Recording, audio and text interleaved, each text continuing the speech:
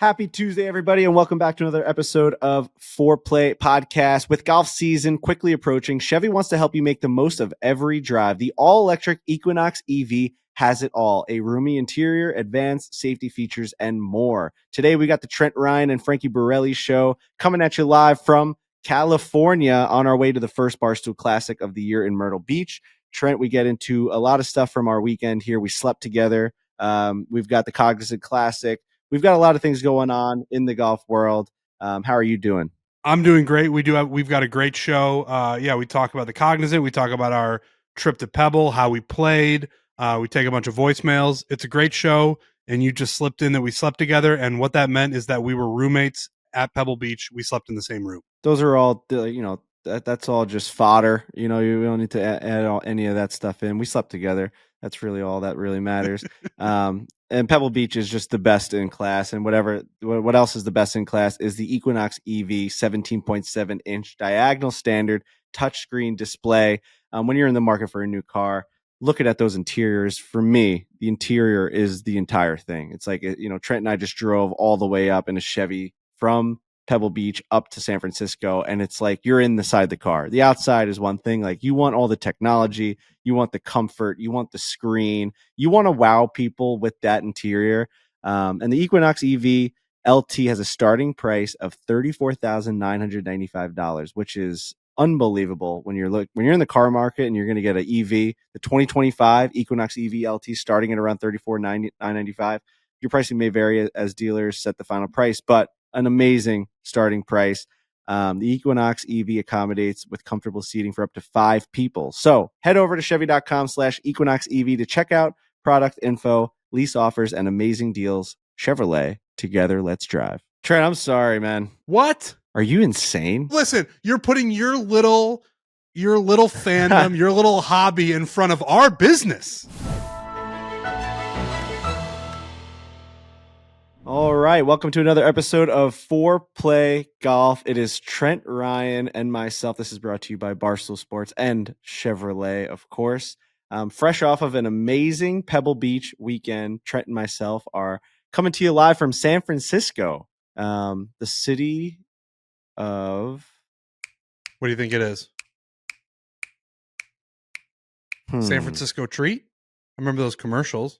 The city of... City by the Bay is probably what it is. The city by the Bay, that might be it.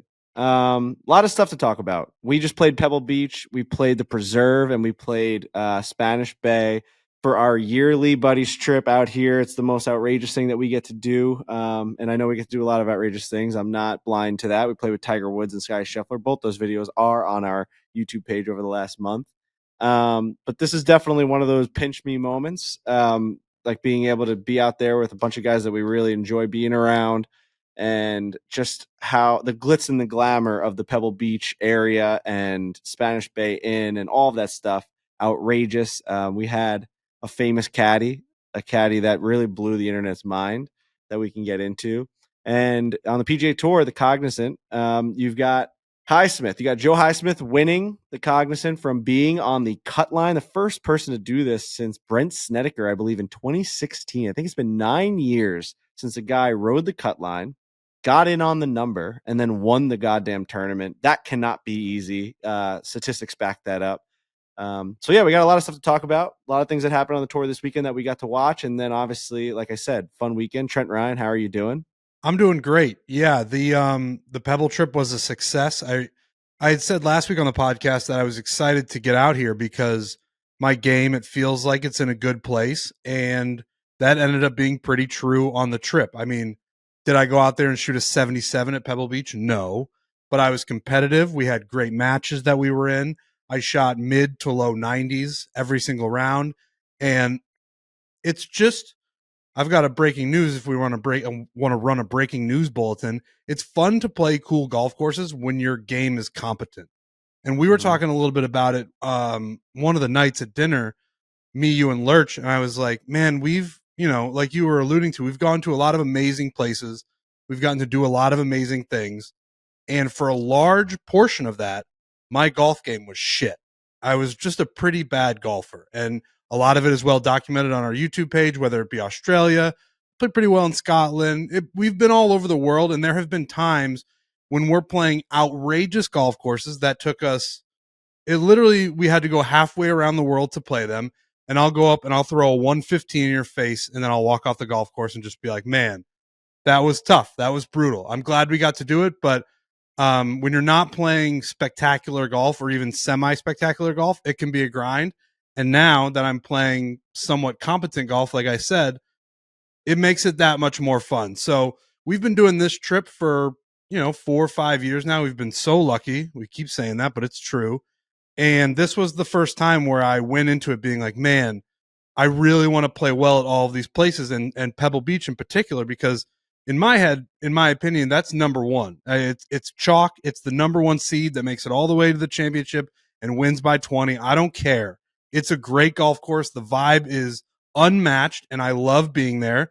And, I think I shot, listen, I shot a 98. I didn't like the world on fire, but I was able to just play a pretty cool, fun round of golf, won my match, and then that was it. And yeah, that trip is unlike anything else. And it was just a cherry on top that I was able to play semi decent golf for me. Yeah, it definitely makes a huge difference. And like you're still in that, we did breaking 100, breaking 90.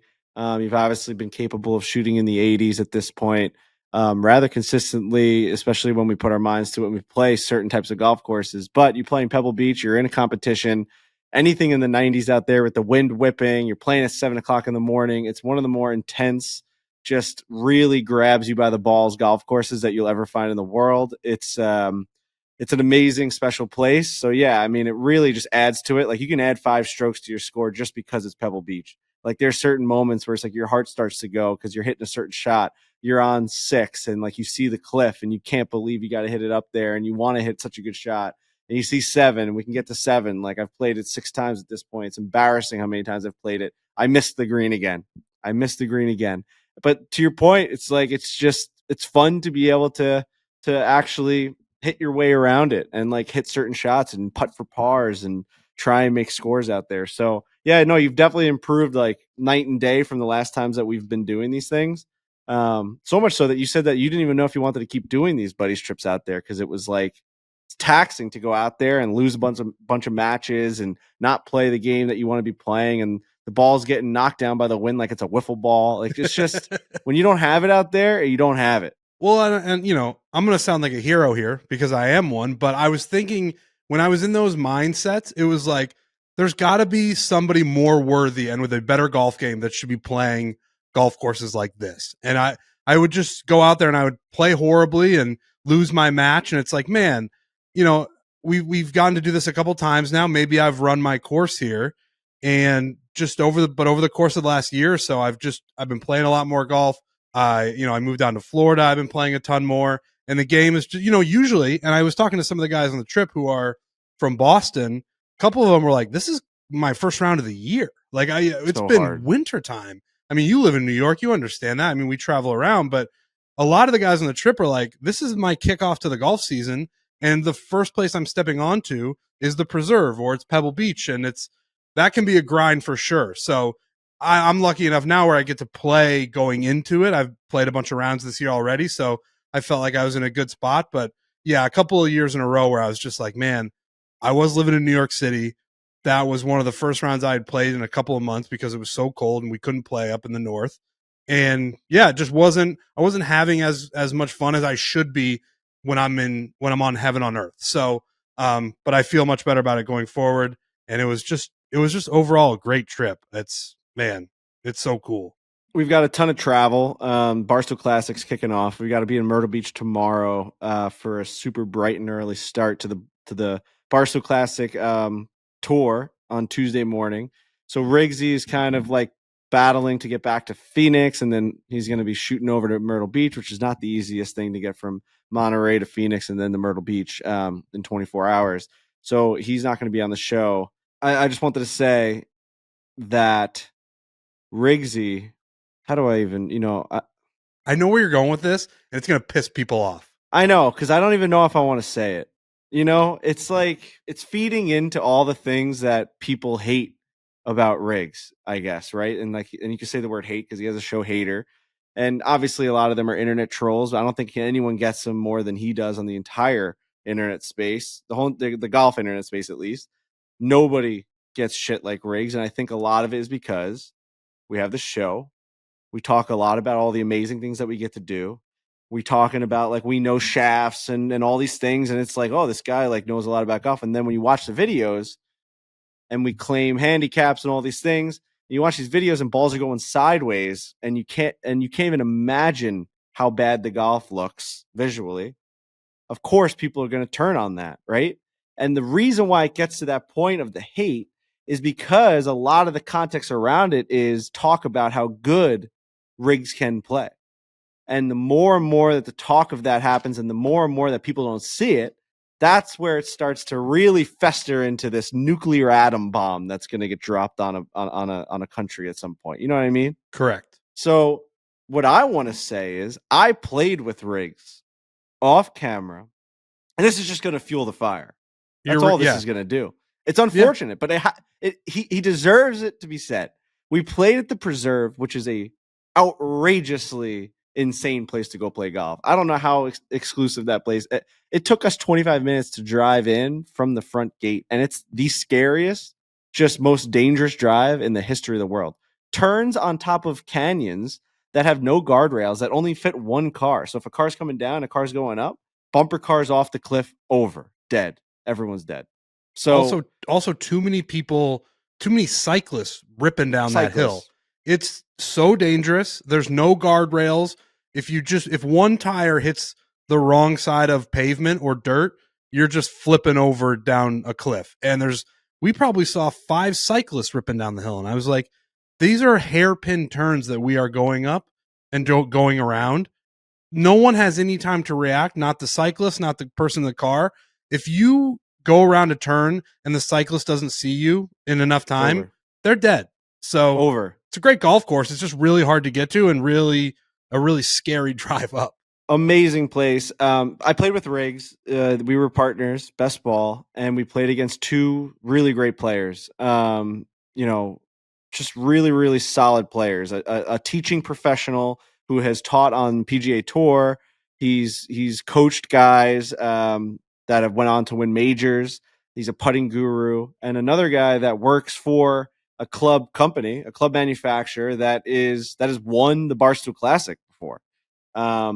You got POB and you got Mahoney out there against me and Riggs, and it's ball and hole essentially, right? Like everything, we're trying to really play golf. It's our first round of the trip, and Riggs on the first tee pipes one right down the middle, which is outrageous. Like sends shivers down your spine. Couldn't believe it, and proceeds. And I'm not gonna go through every single hole, but proceeds to shoot a 77. Wins the match, clutch. Like I shot 70. Me and Riggs went 77-79 at this place to Preserve in a match. We won on 18. I pulled one on 18 to the right. Riggs was getting a pop on 18. He needed to hit a great drive. And anyone that's watched the videos knows that that's not going to happen. Go watch the Scotty video. Pulls it 2 feet off the tee box. Scotty's laughing at him. Best golfer in the world's laughing at him. Pipes one right down the middle. 305. Easy. With a baby draw, puts it onto the green, 2 putts, 4 for 3, win the match. Like, just the best golfer I've ever seen in my life. You know what I mean? Like, hitting high draws, baby cuts, chipping it, like, where it stops on Velcro. And I know this is going to piss people off. It's like, then. It sounds, you're presenting it in such a way that it sounds like Riggs fan fiction, that you are wishing this is what would happen when he were on video. But it just happened, and I obviously believe you. Everybody, there's no reason you guys are playing in a match. Like, there's no reason to, and you wouldn't. Like you got 2 other guys who you're playing against who want to win the match too. It's not like, yeah. So he played great there. Pebble Beach, we were in front of him. He's playing with other guys they're all keeping his score. And someone comes up to me on the 6th hole, and they're like, Riggsy's 1 under through 6 at Pebble. So we're just like, what's happening out here? So. It's not going to be a whole like Riggsy suck off fest, but like at the end of the day, he simply has the on camera yips. Yep. And I don't know how else to describe it. Guys get the yips. Like, Ryan, Matthew Fitzpatrick chips like cross-handed when he couldn't chip. You've got Kevin Kisner chipping one-handed and cross-handed. You've got guys putting with their eyes closed. You've got guys not hitting driver in PGA Tour events because they can't hit the center of the club face. People, it just gets in their head. I don't know what it is, but somehow, some way, when that camera's behind him, when Brennan Jones or when Jared or one of these guys or Alex Bush is behind him and he's got a club in his hand, he's thinking about all the 400,000 people that are going to watch that video and they're going to fucking say something mean about him or his backswing or his lazy eye or something like that, that he's just going to fucking smack that thing sideways, and he does. He gets a hosel. He presents hosel, as Tiger Woods would say, and it's just, things just happen and they go awry.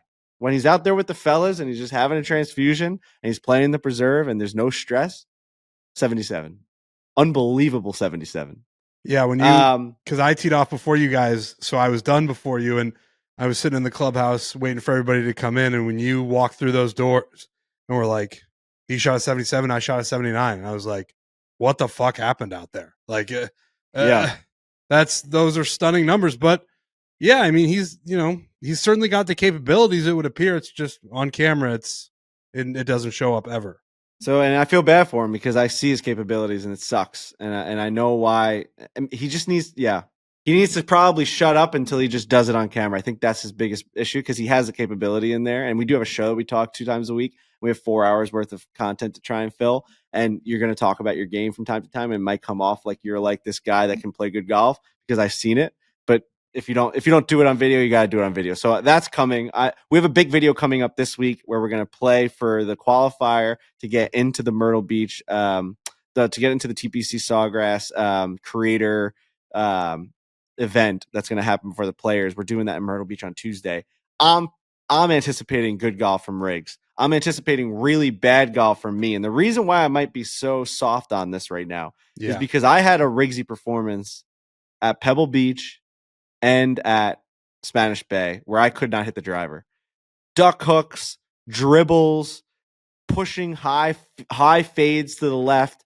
Every time I took the club head back, I felt like I didn't know where it was going to go. It's not a driver issue. It's not a fitting issue. It's not a QI 35 issue because I pump those things when I go to the Kingdom. I pump those things on the driving range. Something happened where I stopped swinging aggressively. I stopped swinging confidently. And I started just getting a little bit of a hitch. And we're going to hope that that's not the case. We're going to hope that we get to a driving range at Myrtle Beach and we can just start hitting our little baby draws again. I need to just be able to hit 25 to 30 drives and just get it out of my system and just learn what it takes to hit a good shot because it's not fun hitting balls out of bounds, having people laugh at you.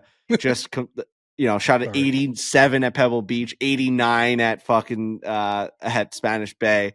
These are numbers that are bringing. I came in at a 3.9. I'm now like a 6. You know what I mean? It knocked out some good scores, some real good scores out of the handicap. So I really had a tough time driving the ball, and I felt for him because like if that's how it's like when you're in every single video, it's not a good spot to be. So overall, great week. Shout out to Team Isner, Josh Isner, who makes the whole thing happen.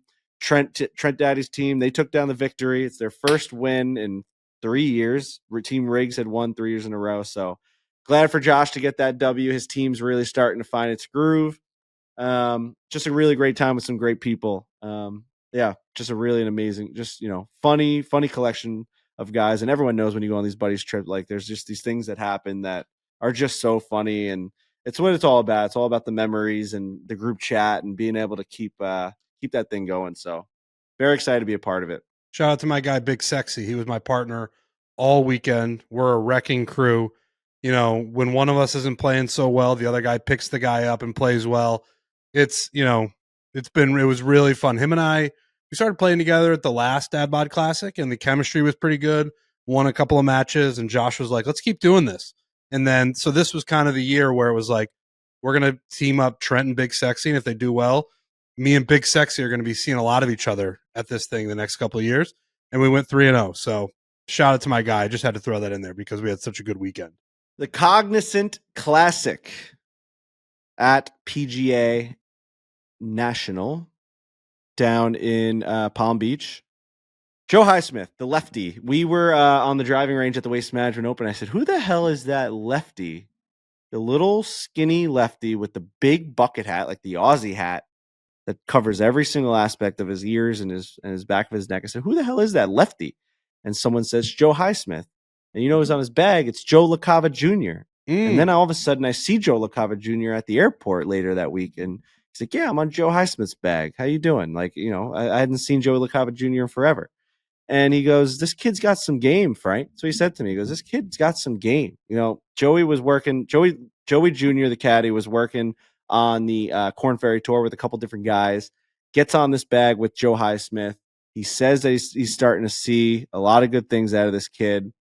This week, grinding to make it onto the weekend. The cut line, he's really just right on it, makes the cut, grinds his way there, hits it right on the number, and then ends up winning the tournament. First time since 2016, Brent Snedeker. That is so difficult to be that many strokes back. I'm not sure what the number was. I'm not sure where the leader was at. Jake Knapp had been leading the whole entire week, the whole weekend, playing fantastic golf, just bombing the golf ball. His girlfriend's going like viral with every one of her tweets. She's following him. She's getting in all these different situations. There's like she's staining her shirt and she's ripping her skirt and she's walking. She's a very funny follow. I don't know Jake what Knapp, I didn't follow that at all. Jake Knapp's girlfriend, she kind of like follows him throughout his life and she kind of documents all the things. She's a funny Twitter account. Cool. Like she has a very good sense of humor about a lot of the stuff.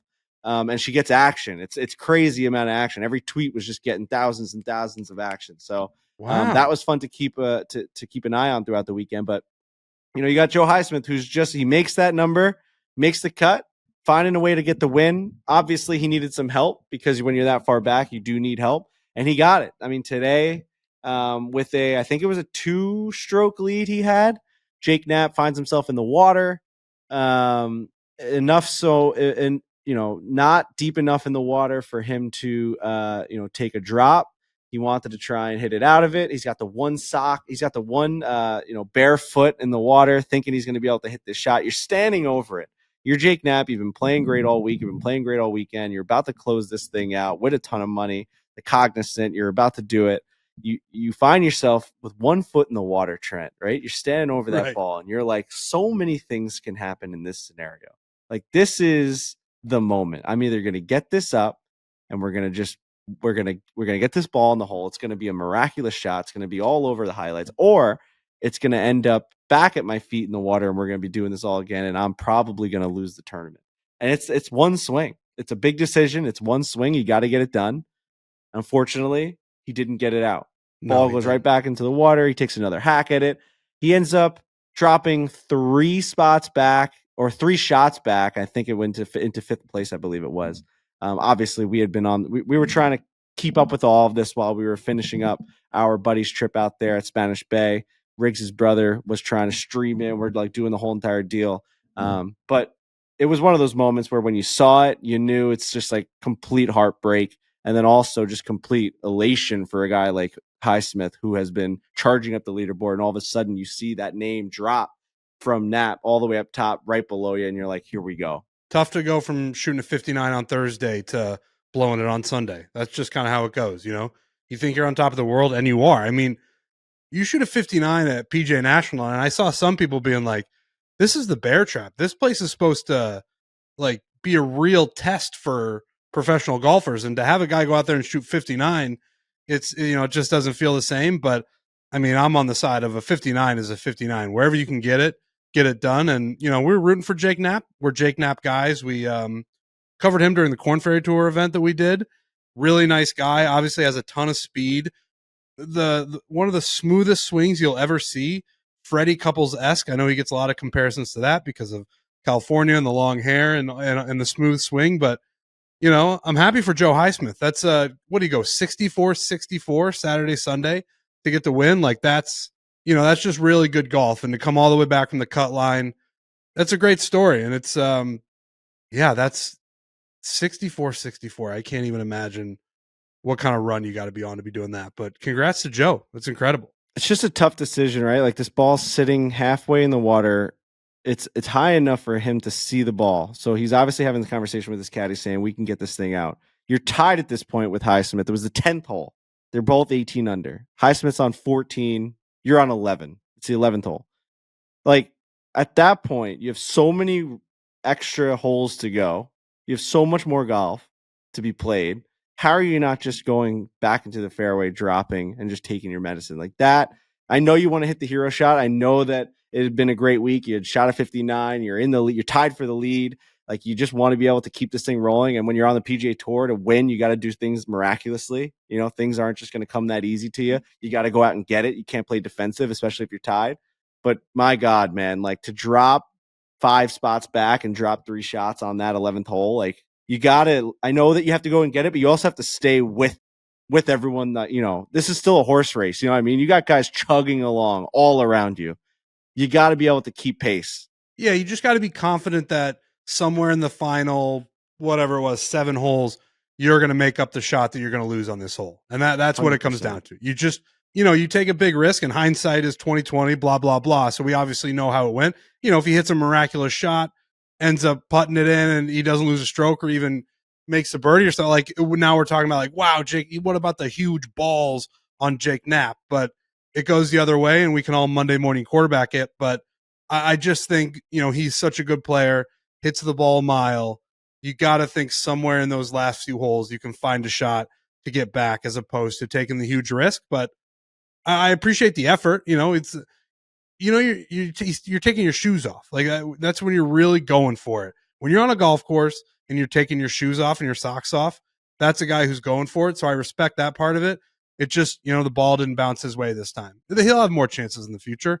Jake Knapp's got an incredibly bright future ahead of him. And there was a lot of conversation about how easy he was playing. There was a lot of people, because obviously he shot the 59, and this is supposed to be, we had a conversation last week about the bear trap, and you're going through those holes, how many water shots were going to be. I mean, I guessed like 200 something. Like, the odds were that it was going to be, you know, detrimental to guys' rounds, as opposed to people were picking up strokes on the bear trap. I think the first round, and I could be wrong about this, but I think the first round, Jordan Spieth birdied all 3 holes on the bear trap. And it was like, oh, that's like that, you know, you don't see that very often. So I'll be curious to know, for close to the pin on Thursday, what, how many water balls there were. People were tweeting numbers at me, but they were tweeting numbers for the whole golf course. So I don't know how accurately that's going to represent, like, what happened on the bear trap. But yeah, no, it seemed like a pretty scoreable golf course. And going back to Jake Knapp, it's just like, man, you got to hope somewhere you can pick up the strokes that you lose, you know, taking a drop or whatever he needed to do. So just tough, really tough. It may have been, I'm trying to see if it was Billy Ho. I think it was Billy Ho that said it's just playing too damn easy. Like, he goes on to say, like, there was no rough and everything's just a little bit too soft, and that's just a damn shame. That, like, you know, you're turning something that should be a really, really hard, difficult test into something that a guy can go out there and shoot a 59, and numbers can be down there in the, you know, 18 under, 19 under, 20 under.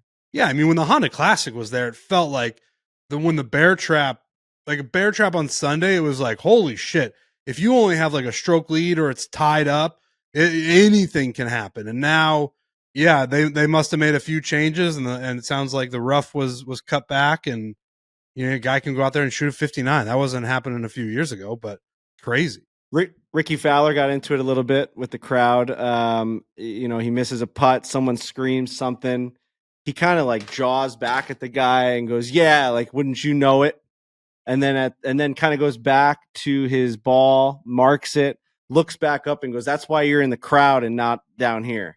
Now, that's like, you're going to get people drawn back and forth, but when you get called that, when you're the drunk guy that's been sitting out there baking in the Florida sun, drinking a ton of beers, just judging the shit out of every single guy that missed a putt, probably because you had a bet on this guy, right? Like, this guy probably has a fucking prop on Rickie Fowler birdies or something like that, and you're screaming something out at him and it's dead quiet and you know that he hears you.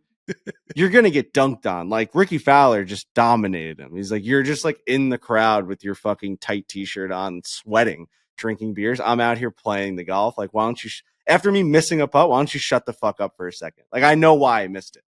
I think he screamed like what the read should have been. Like, he should have been on the left side. I had heard that this had happened, and then I watched the clip, and I'm glad that I did, because Rickie's smiling kind of throughout the whole thing. He's not really being like, that's why you're fucking up there, and I'm here making putts, and I'm rich, and I've got a good looking wife. Like, he's not really doing it, but yeah, you are right. if you are going to chirp somebody during a golf tournament, you and any sporting event really, you run the risk of them responding and you feeling like you're 5 inches tall because you're like, fuck, man, I guess I really am just out here in the crowd, and you're out there making millions of dollars. So I thought it I was a think funny clip. he misses it on the right side, and I don't. You don't really hear what he says, so I think the guy must have been like, it was a ball on the left or something like that, right? And Yeah, then Rickie goes, "Of course you know," and then goes, "That's why you're in the stands," but kind of does like an arm thing. I don't know that he was so happy about it. I couldn't tell. I felt like it was more, but when I first heard it and hadn't seen the clip yet, I was like, "Oh shit, he really got into it with a fan." And then when I watched it, I felt like it was more playful than it was like, "I'm the best, you're the worst. I'm big, you're little." It wasn't one of those types of situations, but still funny. I think it was it was Justin Thomas a few years ago now at the Honda Classic where Yep. he threw the guy out. It was the same not same tournament, same golf course, but You're out, buddy. you're out. Such a Guy funny said, thing to "Get." say to somebody. He hits a shot, and someone goes, "Get in the bunker." He goes, "You're out, buddy." Guy's See, like, "Fuck." that's more like combative than I think what Rickie Fowler did. Rickie obviously didn't throw somebody out, but um, funny. I I like it. I like golfers going back and forth with people in the crowd. Why not? Gotta say, shout out to JJ Spaun, just coming up just a little short. Second place, 2 back. Obviously tough, 17 under, really great week. Just to come up just short for JJ Spaun, shooting a 66 on Sunday, 67. He went 64, 70, 67, 66. Incredible week out of JJ Spaun. Just not enough. Just a little bit short there.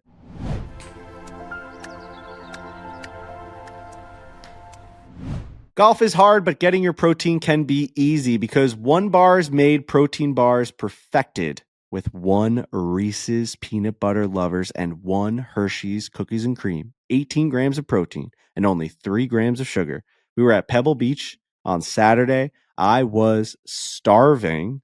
I forgot to pack a 1 bar in my bag, and I look over my shoulders to the left, and I hear the crinkling of a protein bar, and Trent Ryan is crushing a 1 protein bar, Reese's peanut butter, like I've never seen a peanut butter bar get crushed in my entire life, right in my face.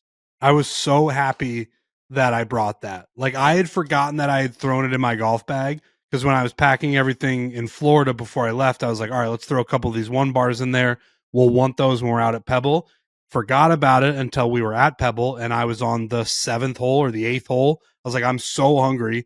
Unzipped my bag, bang, 1 bar. So good. Perfect for the golf course. You eat it, you feel great.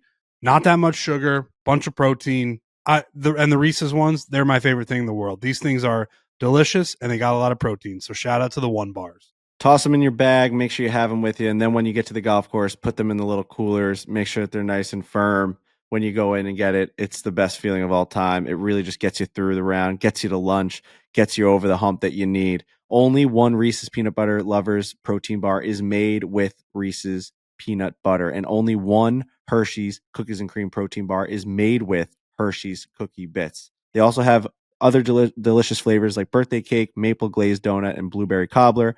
Buy new 1 Reese's Peanut Butter Lovers protein bar on Amazon right now. That's 1 Reese's Peanut Butter Lovers protein bar on Amazon. It might not feel like it, but spring is right around the corner. And you know how you can tell? Golfers are hitting the links, and we have some tournaments to talk about.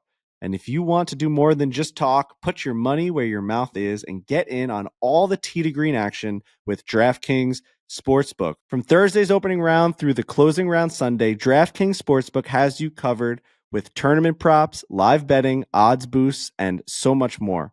If you've never bet on golf before, it's easier than you think. Just pick something simple like a golfer to win the tourney and make your pick. It's just that easy. And here's something special for first timers. New DraftKings customers bet $5 to get $150 in bonus bets instantly. For us, we love getting in on that action. We love doing these props putting these bets in before the tournament starts. For me, it's top 10. I'll do parlays, top 10s all the time. I love to track them. This week, had a couple guys who were in the top 10 for, 95% of the tournament. You check at the end, maybe 1 or 2 shots didn't go the way. You get one guy in, you get one guy out. it just builds you up for the next week. You got to get back in on the action, put your money where your mouth is. We got a lot of big tournaments coming up, and you just having, no matter what the action is, just having something on a golfer, especially in golf when there's no teams, it gives you someone to root for, and that makes the rooting so much better. Yeah, I talk about it on the show, Jordan Spieth at the Masters. That's something I'm very, very, very interested in. I had Bryson, U.S. Open at Pinehurst #2. That was a big hit for me. I think I'm going Spieth at the Masters this year. So, yeah, go on the DraftKings Sportsbook. Just look around. Go to the golf part. Look around. Look at the props. Look at the winners. Look at the top 10s, the top 20s. You'll find something, and then, get involved. Download the DraftKings Sportsbook app and use code FORE, that's code FORE, F-O-R-E, for new customers to get $150 in bonus bets when you bet just $5. Only on DraftKings. The crown is yours.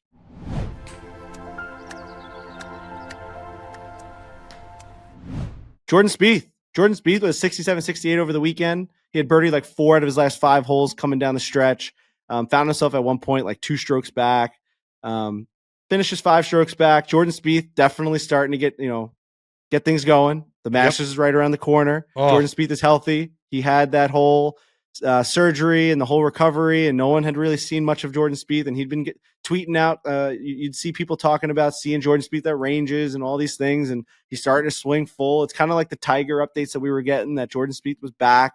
And now we've seen him in the first couple of events. We're talking a lot about that. These big names are starting to show up. The Rickie, the Rory McIlroys, the Justin Thomases, the Jordan Spieths. You got Tiger Woods potentially playing at the Players. Tiger Woods is playing in the Seminole event tomorrow, which we can get into that insane, field that's playing in Seminole. It's like the most sought after. I don't know if it's a member guest or it's just like the yearly invite tournament that goes on. Trent Ryan just ruined his microphone, so he has exited the podcast. So it's really just the Mike Francesa, Frankie Borelli hour for a second here. I'm sure so many people are hitting pause or they are exiting out of their Spotify and Apple accounts right now to go listen to maybe some Foo Fighters, go listen to the first album, which is called Foo Fighters, self-titled album. Trent Ryan is somewhere, and it's really hard to do a show right by yourself. I probably could do it if I had enough juice, if I wasn't like on the 3-day bender and driving from fucking Pebble Beach to San Francisco and just sitting in a hot hotel, still wearing my rain gear, sweating my dick off. How did it feel today? Oh, there he is. Hello. How did it feel to have to be Mike Francesa for a minute and a half? That's exactly what I said. I said Mike Francesa right when you left. Wow. I said, this is the Frankie Borelli, Mike Francesa hour, and I don't know what the fuck to talk about. I stand That's not his ball. He's got no right to that ball. He's got no right to the ball. I stand in awe of the Francesas and the Cowards of the world who can do 4-hour radio shows by themselves. Oh, that is truly an incredible talent. Even the sickos like Tim Dillon can do it about like nothing sometimes, or fucking oh my god, Theo Vaughn will just stare into a camera and just talk. It's an incredible skill. It really is. I don't know how anybody does it. It's something that I could never, ever, ever, ever do. You mentioned Jordan Spieth. I know we were going to move on to the Seminole Pro-Member, but I was looking at him on the DraftKings Sportsbook for Masters odds. That gets me excited. He's plus 3,000, and it's like, why not? Like, you got to throw something on him. He's obviously got serious magic at Augusta. He's got serious demons. Those exist as well. But like the story of Jordan Spieth starting to play a little bit better, coming back from injury, showing up to the Masters, like him being top 5 in the leaderboard going into Sunday, I think that's something that could happen. And I'm gonna sprinkle a little something on him to win the Masters, because that would be a very Jordan Spieth thing to do. We referenced this Seminole Pro-Member. Seems to pop up every single year. This insane lineup of famous people and pros and legends all just playing in this country club pro-member tournament. You've got Tom Brady and you've got Tiger Woods playing with our guy Seth Waugh, who has been on the show, who was the obviously he was at the head of the PGA of America for the longest time. Tiger Woods playing with Shane Battier and Keegan Bradley, just an outrageous 7:38 tee time at Seminole. I would love to know how Shane Battier gets involved there. I love Shane Battier, totally. Hell of an NBA player, but it's, Keegan Bradley, Tiger Woods, and Seth Waugh and Shane Battier. Great group. Incredible. Really good. Colin Morikawa's out there. Ernie Els, Matt Fitzpatrick. Sunjay Im's going to be playing. You've got there was another. Oh, Justin Thomas is out there with Billy Horschel, and you've got Jimmy Dunn playing. You've got Rory McIlroy playing with his dad, Jerry McIlroy. Yep. Got Shane Lowry in that group. I mean, just the best time of all time. 8:32 tee time on a Monday at Seminole with the McIlroys and Shane Lowry. Brett Pickett, my guy from Shinnecock, I've played a bunch with him. He's playing in between the McIlroys and the Jimmy Dunns and the Rickie Fowlers. Just a great day for my guy, Mr. Brett Pickett, whose family actually used to own the New York Islanders, and it's an amazing story. And how I got linked up with that guy is like one of the greatest things that's ever happened to me. Just a fantastic human being. Akshay Bhatia making the list is great.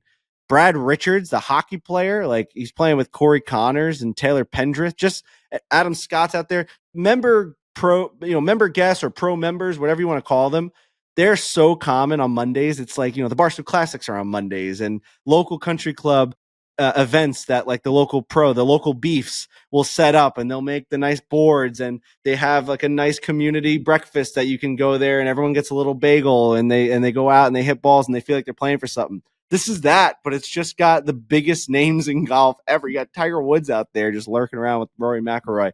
To me, that's just very funny. It's like such an outrageous, this would be the best field right now, like on the tour. And all of a sudden you've got this just on a Monday at Seminole. So the field really is hard insane. to get all those names together. I wonder did what we they see win. rumors Or that what... our guy Tiger Woods was going to be playing in the Players Championship? Did we see that? Did that happen, or did I dream that? So that happened like 2 weeks ago that there were rumors. Someone like spilled the beans being like, we had heard that this is going to be happening. He's revving up for it.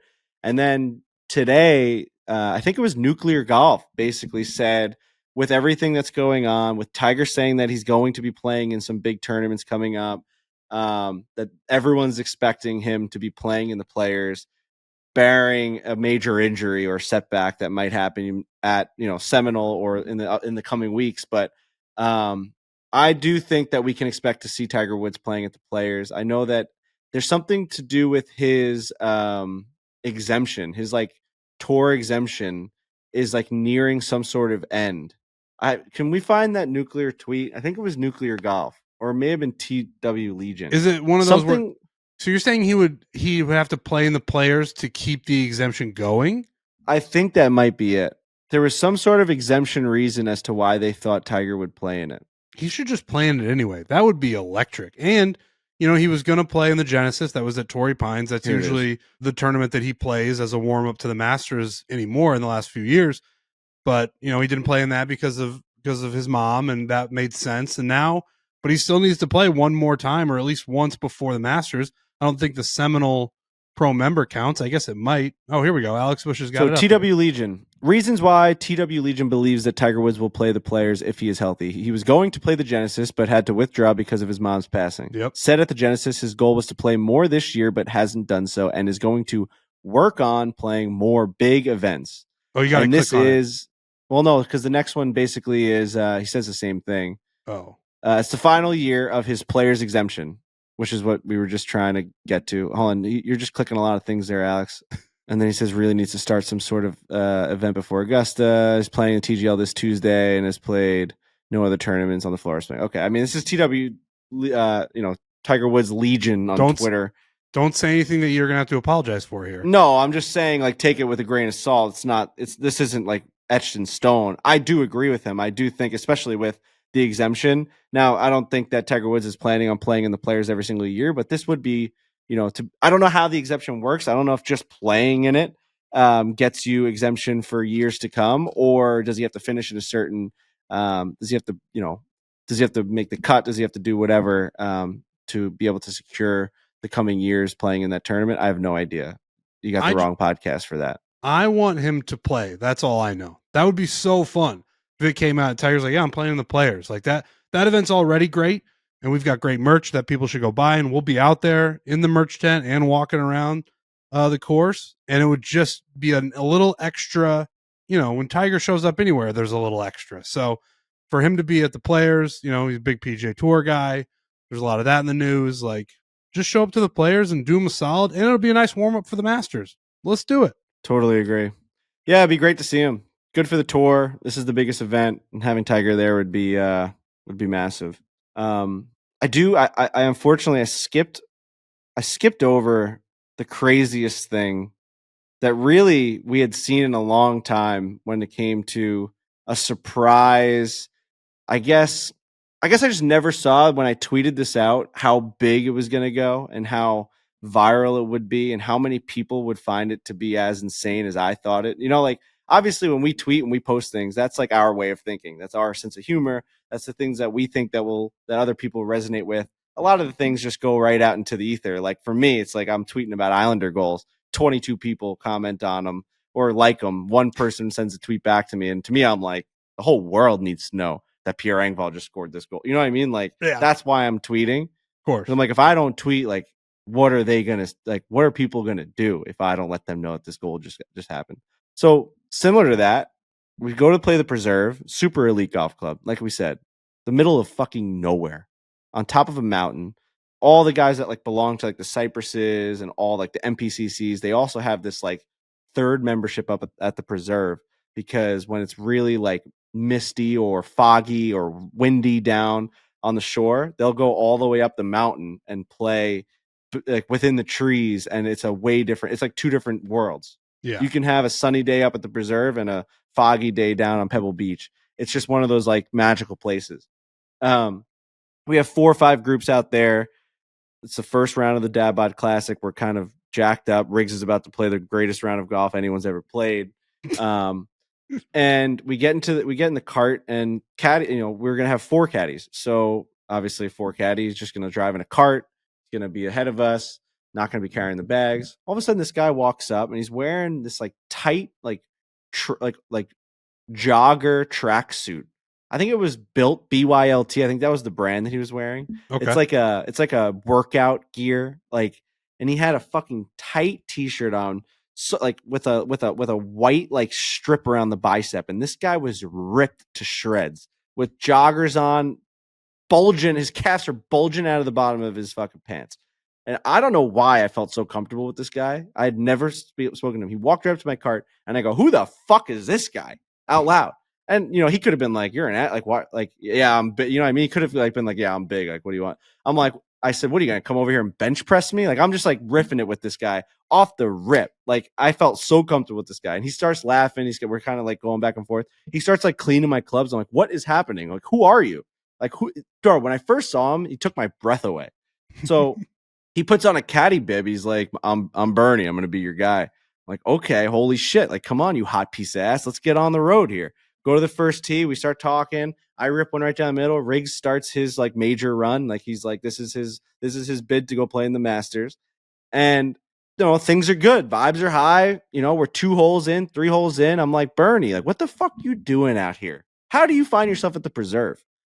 And he starts talking like, yeah, I used to play, I used to live in Canada, and this is just a great place to live. I love it. I live right outside the gates. And, Riggs started talking about Cyprus, and he says, yeah, I'll loop at Cyprus from time to time when someone asks me to go down there. And Riggs says, oh, do you know this member? And he goes, no, I don't really know names. People, they might, I remember some people, but people come up to me because of the show I was on, and it is what it is. Kind of walks away. Yeah. I'm like, what is this guy fucking talking about? This guy is ripped, like his veins popping out of his forehead. And he's like, he's on some show. So I'm like, what show were you on? He's like, oh, just a little show in Canada. It's all good. And I kind of walks away. And I'm like, Bernie, what show were you on? And he's like, I was on Trailer Park Boys. And I was like, what are you talking about? Like, I said, what? Like, yeah, the show Trailer Park Boys? I was on the show. 12 seasons. I was like, what are you talking about? So we get to talking, and I've seen Trailer Park Boys, Bubbles. You've seen all like all the characters. I haven't watched it to the point where I'd be able to reference it. So like I wouldn't call myself knowledgeable in Trailer Park Boys, not to the point where like every single thing about The Office I know, right? And there are people that know everything about Trailer Park Boys. It's like a cult following. And when he told me his character, it like rang a bell of like how important of a character he was. And I searched him. So he is Cyrus, who's the main antagonist in Trailer Park Boys. He is a recurring character that every single time he's on the screen, it's a laugh out loud funny moment. He's this dick douchebag that shows up in the trailer park and tries to like body all the guys around him, and he just like nothing goes his way. And he has all these one-liners like, you know, father told me that he was proud of me once, fucking prick. And like safety always off. He shows his 9mm, and like he's just like he has one-liners that guys that are Trailer Park Boy fans, they say these one-liners to their buddies when they're out to get drinks or like in their group chat. Like, you know, they'll go out like something like they'll go out and they're like, boys, safety always off. You know what I mean? Like they're just like, Cyrus is a legend, and he was on my bag at the preserve. So none of it was really adding up. Now, you might say, like, what the hell is a guy like that doing, you know, caddying at the preserve? First of all, he's doing great. The guy looks unbelievable.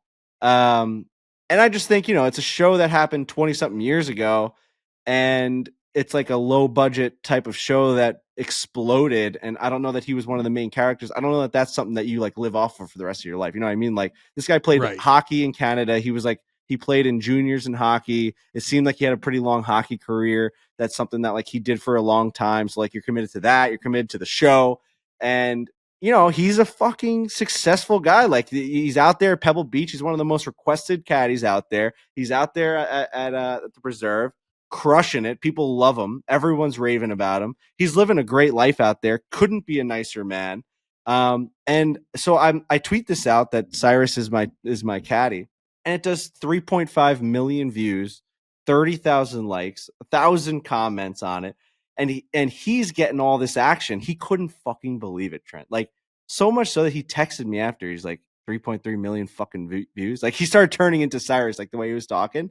We've changed his like perception of what the internet can do. Cause I'm like, dude, you realize how much of a legend you are? Like people can come out and tell you this. Like they are just going to tweet at you this. Right. I mean, this whole thing, cause I wasn't in your group. So once when I saw you after the round, all this information started coming in, and I haven't seen a single episode of Trailer Park Boys. I know it's a huge show. That's a miss on my part. People love it.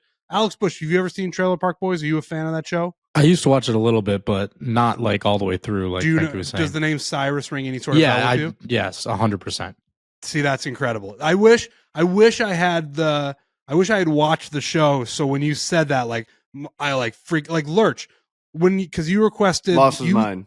Right. You then requested Bernie to be your caddy at Pebble Beach because you're like because we were playing together and you're like, I'm gonna bring this guy out. You got to meet this guy, and he was great. We had an awesome day at Pebble Beach, and Lurch was he in our group as well? He might or the group behind us, but he wanted to take a picture because he was like, oh my god, I love Trailer Park Boys. This is incredible that this guy is out here. But yeah, you tweeted out just like it was funny because you were putting the tweet together and you were like, I don't know how to convey that the guy that is here doesn't look like Cyrus from Trailer Park Boys. It's the actual guy from Trailer Park Boys. So, and then when we had him at Pebble the next day, you could see him like checking his phone because he's got a Twitter he had account. No idea where balls were going, and my balls are flying all over the place. Like 6 at Pebble Beach. Yeah, he's looking at the tweet because it went from 1 million to 3 million in like an hour. It like caught some wave. And he's like, he kept coming to me, he goes, you see how much fucking people have seen this tweet, man? And I'm like, I know, dude. And I'm like, where'd that ball go? He's like, I got no clue. He's like, I have no fucking idea, man. Like, and he was just so like appreciative of this tweet and all the people writing nice things. He's responding to all of them. He does have a cameo. So make sure that if you want to get it, it's Bernie Rubashad, I think is how you say his name. I think that is it, right? I don't really know how to pronounce his last name. Bernard. Spell it. Robicchaud. Robichaud? There you go. I don't know, but people figure it out. I tried to get him on the show. He's out with his girlfriend right now for his birthday. He turned 65 today. This guy said, how old do you think I am? Or he's no. He says, my birthday's on Sunday. I said, oh, like, what are you turning? He goes, guess. I said, 45. He goes, 65, man. I've never been 20 years off of a guess in my entire fucking life. You know how fucking good you got to look for me to think that you're in your mid 40s and you're 65 years old? My dad's 65 years old. Yeah, no, he's a good looking guy and he is definitely in shape. And that was just such what a strange wrinkle to have throughout the weekend where, yeah, when we played Pebble, Cyrus from Trailer Park Boys was our caddy, and we had an awesome time. He's a really funny guy. Just the way he says things is very funny. And like you said, the response that you got from that tweet and the subsequent tweets that you threaded under it, yeah, he's one of those characters that's just like, people gravitate towards, and there's memes and there's quotes and one-liners, and yeah, it was really an interesting thing to have happen to us while we were out at Pebble Beach, for sure. So he's going to come on the show. I'd love to get him like in a video one of these days. Obviously, like we're out at Pebble Beach in the preserve. Like there wasn't too much filming going on. Obviously, want to respect his privacy if he wants it, but it seems as though that he wants to be in the mix. He wanted to come on the show today. He's loving everything. So thanks to everyone that did reach out to him. This guy's like just a great dude who played an amazing character. And I don't know what happened with Trailer Park Boys and the reason why it didn't like get to the next level or whatever it might be. But for what it is, it's an amazing piece of entertainment. Everyone should watch it. I'm going to binge the shit out of it now that I know him very personally. Yeah. He's just a very funny dude, and I'm happy to have met him. The initial tweet was like if I just said like Cyrus from Trailer Park Boys caddy for us today, like everyone would just picture a person that looks like that guy from that show. I actually had to write, I don't know how to say this, but this is him, not the guy that looks like him. This is actually the guy. And I'll show you more tomorrow. And everyone's like, I don't even know what the fuck that means. Right. So yeah, really, really ridiculous. Just such a funny, we were laughing about it just all night, like at Spanish Bay, like having drinks, just being like watching clips of his, and Todd Martin from Peter Millar. Like we were with him at Pebble Beach, and I'm like, as we're with Bernie, I'm showing Todd like all of Bernie's like the highlights of him. Like they'll have like Cyrus highlights, and Todd Martin was like pissing his pants. He was laughing so hard. Like all of Cyrus's best moments are so fucking funny. So yeah, that was a very funny wrinkle. He'll come on the show. Happy birthday to Bernie. Unfortunately, he couldn't make it tonight, but we'll get him on for sure. And but yeah, I mean, that was the weekend, man. It was fun. It was tiring, as a lot of golf trips tend to be. Trying to think of anything else that had happened that's noteworthy. I mean, nothing really comes to mind. We could probably get to some of these voicemails if you wanted to get to them. Yeah, from the gallery. I would love. You got to anything else on Pebble, or you want to No, just I don't close think it there? so. I think I said pretty much everything I wanted to say. Riggs qualified for the Masters. Cyrus right. Cyrus from Trailer Park Boys was your caddy. I feel like I'm kind of halfway decent at golf now, but not really, because I still shot a 98, and that's not a great score, but it's an okay score. And I think that's it. I think we do some voicemails. From the gallery, Truly Unruly. That is what is bringing you from the gallery today. Truly Unruly is the first high ABV hard seltzer that actually tastes good. The Truly Unruly is a hard seltzer that breaks all the rules, drinks light and parties hard with 8% ABV. It hits hard, but still tastes amazing. It comes in fresh flavors like Tropical Twist, Berry Blast, Citrus Crush, and Strawberry Smash. I love the Citrus Crush one. Anything that is citrusy, I am all in on it. So make sure that you find a Truly Unruly at a store near you by visiting www.trulyhardseltzer.com. You can check where they are being sold. It's the official hard seltzer of fore-play. Alex Bush, I see what the name of this is, and it's unbelievable that you're about to say this, because Trent and I spent, I'd say, like an hour overlooking the ocean, the Pacific Ocean at Spanish Bay when we first arrived. And we were just thinking of ideas, thinking of a lot of ideas for the YouTube channel, and like, how do we think videos have been doing, and like, where do we think that we need to take this thing? And we've got a lot of great opportunities coming up. Like, we're going to a great resort, and like, should we do just like old school foreplay videos where it's like you play the golf course, you show the golf course, and yeah, you do matches and you come up with like interesting things, but like it's golf, right? Like, and I think that the channel definitely needs that. But also, like, we have this crew now with Beef and Francis and Jersey Jerry and Trent and myself, where like we have this flow that like things can get so outrageous. Like, we really should sit down, really put our heads together, and come up with ideas that we find fun to play ourselves, that like we would genuinely have fun doing. And I think that will translate very, very well in our videos. And one of the things that we actually tried to nail like we sat down, we tried to nail this idea was Severance of golf because we fucking love this show. We love the show Severance. It's such a unique idea. And how to use Severance so much to the point where I said we should come up with a video. And this is like mouse bait. If someone comes out with this YouTube video, like it would be the most unoriginal. Like they'd be stealing this idea right from my brain. We wanted to do like an innie versus an outie, and we're trying to come up with a million different versions of what does that video look like. Does it look like a video where like a guy only plays out of the fairway and the other guy plays only outside the fairway, like in the rough? Does it have to do with like guys like your 2-man teams and one guy hits all the shots that are not on the green, the other guy hits all the shots that are on the green? So it's like the innies versus the outies. There's some part of like a Severance idea, and the thumbnail could have the Severance thumbnail with like Jersey Jerry inside my brain. As I'm saying it right now, it probably works. I want to hear this first from the gallery. It's called Golf Severance. Let's hear it. What's up, boys? This is Caden from Salt Lake City. So in honor of the new show that I've been watching, Severance, seems like Trent watched it too.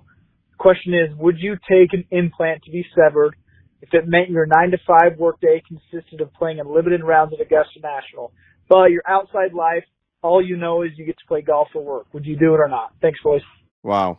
So your innie gets to play Augusta every single day? 9 to 5. And your outie just thinks that you golf for a living. You're like a... That's right. Now, what is he asking us? Do we want to be the outie? Like, would we sign up for that? Because when he's asking, would we have the procedure? It's basically you get to play Augusta, but you never get to know about it, and you don't know that you're playing it. But you technically are giving playing a version of yourself. You're giving a version of yourself the opportunity to be in heaven. Correct. Every day when I check in, when I get in the elevator, my innie will just play Augusta National from 9 to 5, multiple rounds. Your elevator goes to the Butler cabin, and you open it, and you're like, all right, here we go, another round at Augusta National. They're having sandwiches, Magnolia drinks. It's the best life ever. Getting so good at golf too. Like, knows every single break on the greens. Probably shoots a course record every day. That's an interesting point too, actually. Like if your innie plays a ton of golf and the innie gets really, really good at golf, does that translate at all to your outie?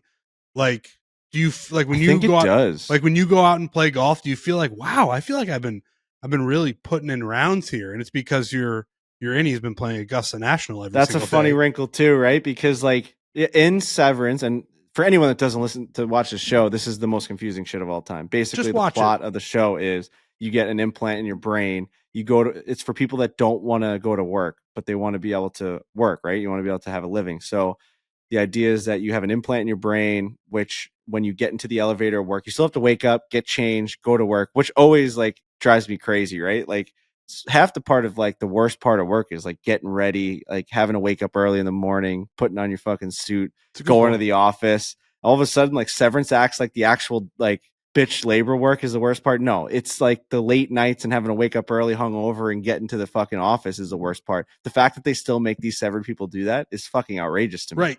Everybody complains about their commute. Everybody.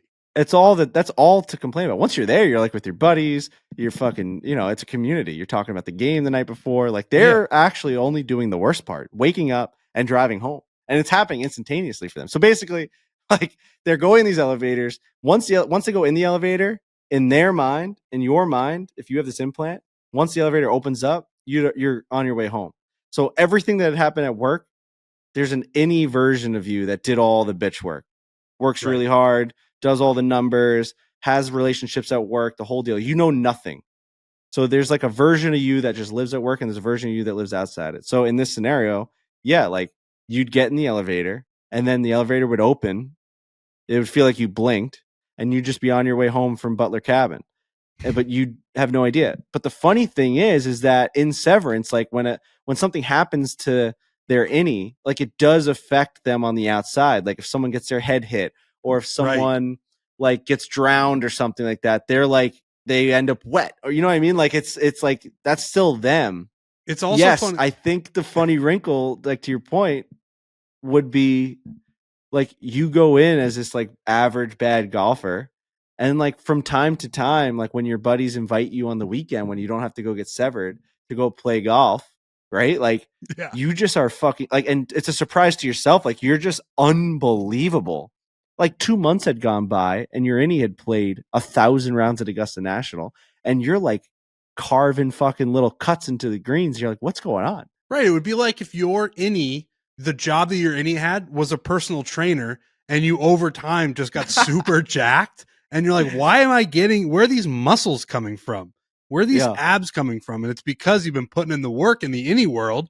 Same has to be true for the golf course. Also, a funny wrinkle with this is when you're an innie in Severance, you're basically a newborn baby in terms of memory. So you don't know anything about your life or the world. So you're playing Augusta National and you have no idea that it's the most exclusive golf course in the world. You think you're Right. just playing a muni. You don't know what golf courses really are. You just know the one that you keep playing and it's Augusta National every day. You're like every April, this guy in a red shirt just kind of rolls around and Right. people go nuts for him. And Right. I'm not sure why, but like it ruins my work day for sure because I'm not able to play the golf course. And, you know, this guy just kind of dominates everything. That's so funny. Yeah, no, it's like your innie's been doing like penis enlargement stretches for like 6 months. And all of a sudden you're like, what the hell's going on out here? It's actually, I would have, if I were in Severance, I would like, part of they can do the 9 to 5 and they can work and earn money and then I can just be myself as an Audi. But I would want them to carve out 45 minutes a day of cardio where they have to do it for their job. And then I get in better shape and I don't have to do anything. That is a dream. We haven't watched the newest episode. I'm sure that there's no segment where they like work out, but yeah, you would hope that at some point they would. I'm hoping for the show that the innies start to really try and affect their Audi.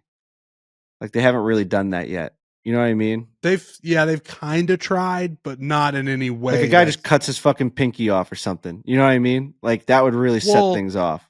No Am spoilers. I forgetting something? Yeah, because early on, Helly tries to do that. She like threatens to kill herself. She hangs herself in the elevator. Yeah. That's right. Spoiler. Right. Sorry, probably should have given more of a warning. That's right. Oh man, that's right. See, I should have watched like the season 1 recap before season 2. I forgot. Right, because I had the benefit of I didn't have to wait those 3 years. That sounds like you did. I forget. Long story short, what?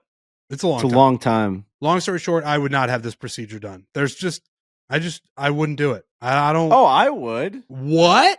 Oh, I see what you're saying. Why wouldn't you? You're never going to play Augusta ever again, right? And you can still play golf on the weekends. It's your job. Your job is to go play golf. I'm not against playing golf my innie playing golf every day and therefore making me better at golf.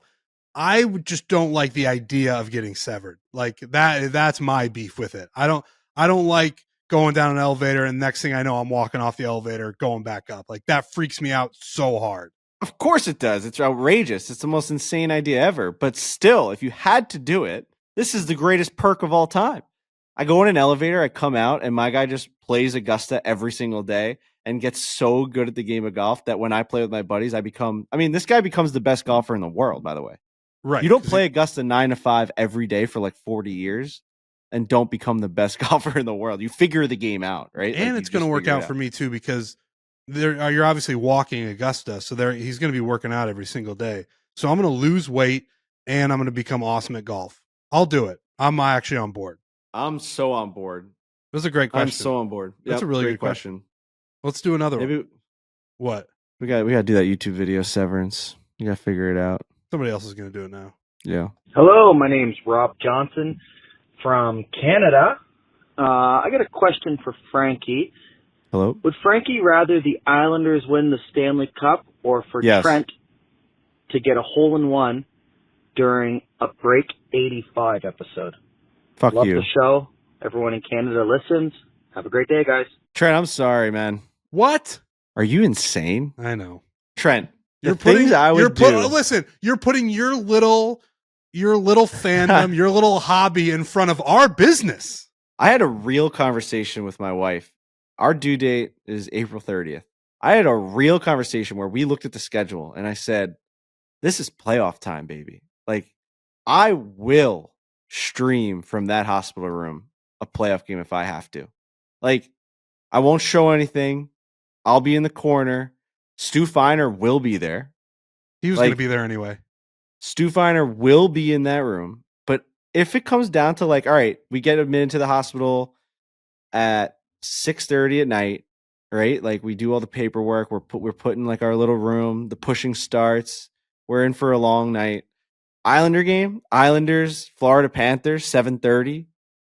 Like first round of the playoffs, streaming. Yeah. You know, we're doing it. I'm not missing anything for a New York Islanders Stanley Cup win. It's the thing I'm not going to say it's the thing I care about most because now I got like a lot of things to care about, but like it might be the thing I care about most. And that's my sickness. I care so much about it. It affects me deeply. Yeah. And for them to win a cup, the fact that my dad saw 4 of them at like the peak of his sports viewing life, like 20 years old, I don't even know if you'd see me around anymore if I saw 4 Stanley Cups in a row. By the 4th one, I'd be so unbearable. People wouldn't even be able to fucking handle me walking down the street. I think you would get killed.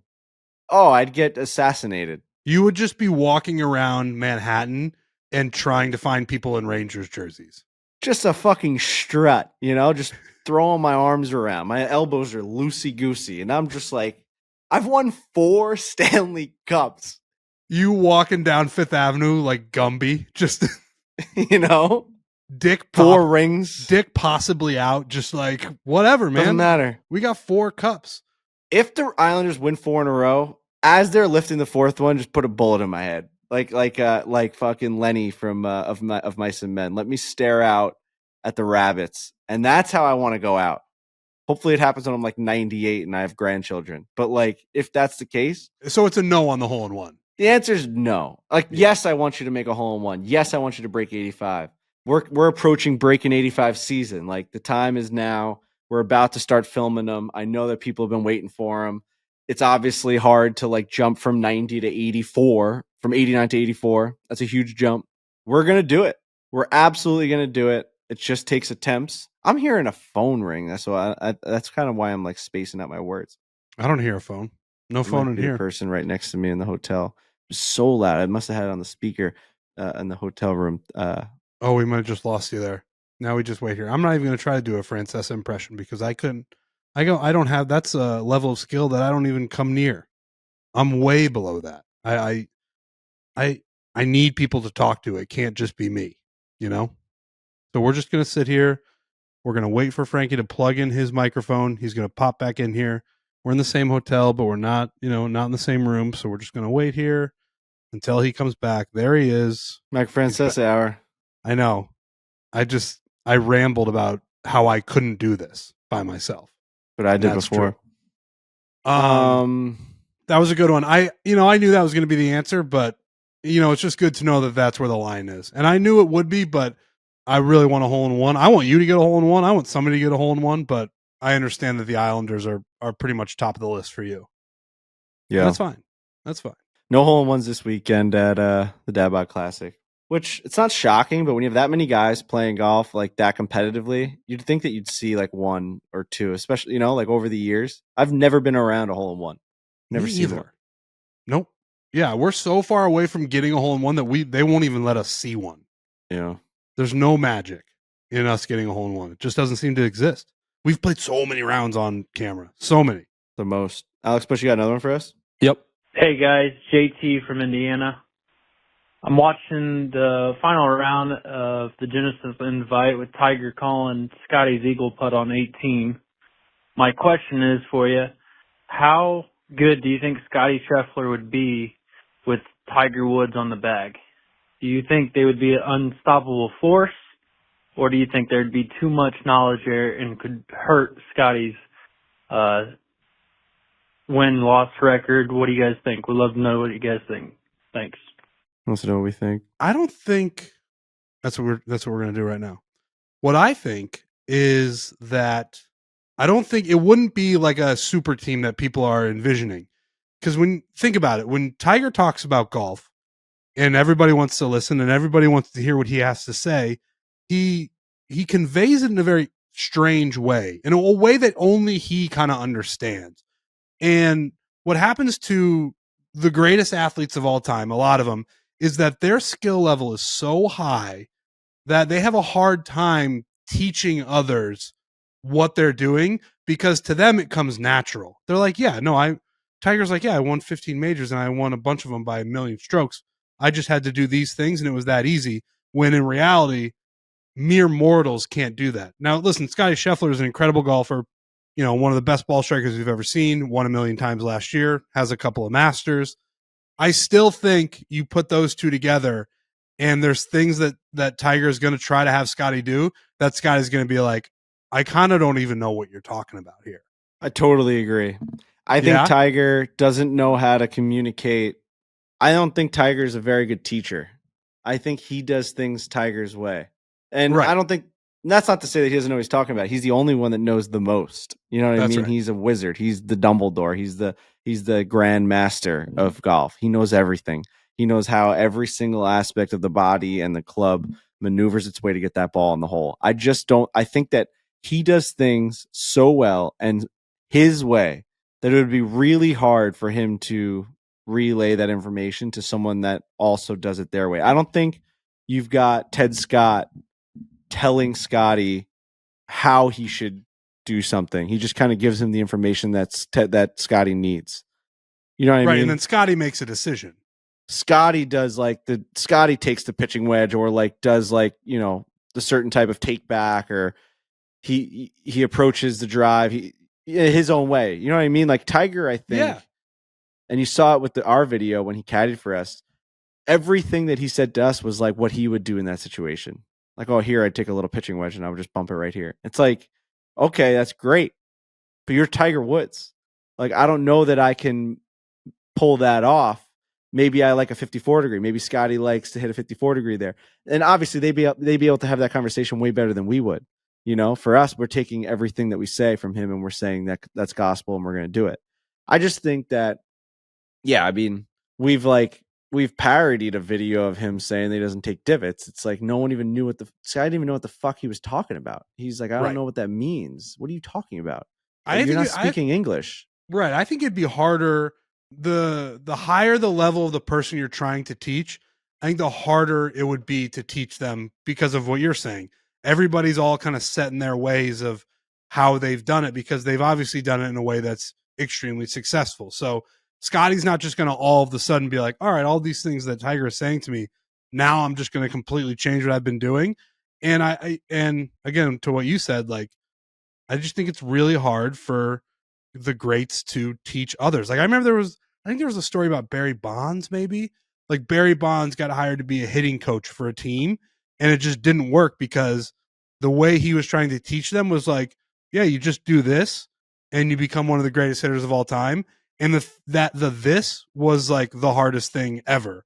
And he could just do it because he's Barry Bonds, but everybody else can't do that. And that doesn't connect in Barry Bonds' brain. Yeah, you also have to wonder if Scotty ends up in a position where he feels like he can be Scotty Scheffler with Tiger Woods giving him the information. There's definitely a power hierarchy when it comes to like Scotty Scheffler and Ted Scott or Rory McIlroy and his caddy. Like they're the guys.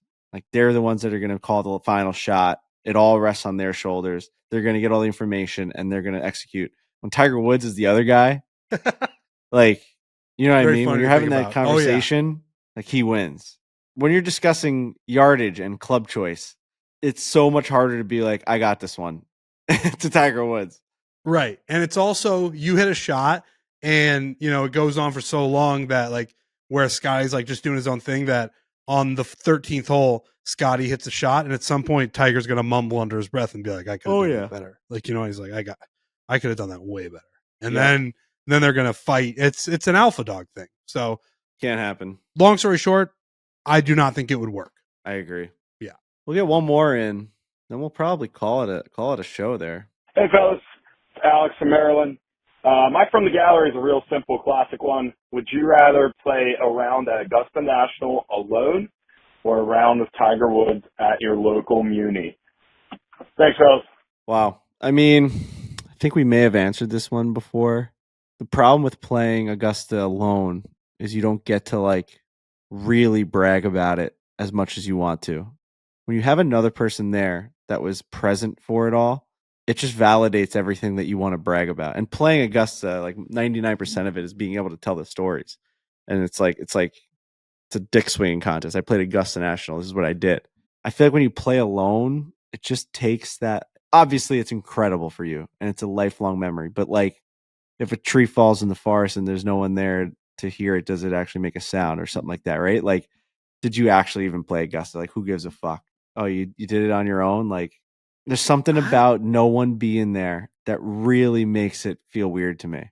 But it might make it great. For you, yes. But for the rest of your life, you're like, God, I wish someone knew that shot I hit on 12. I wish someone had eyes on it. You couldn't believe it. Like, oh, yeah, I know. Here he goes again. Here goes Trent again telling us about a shot on 12.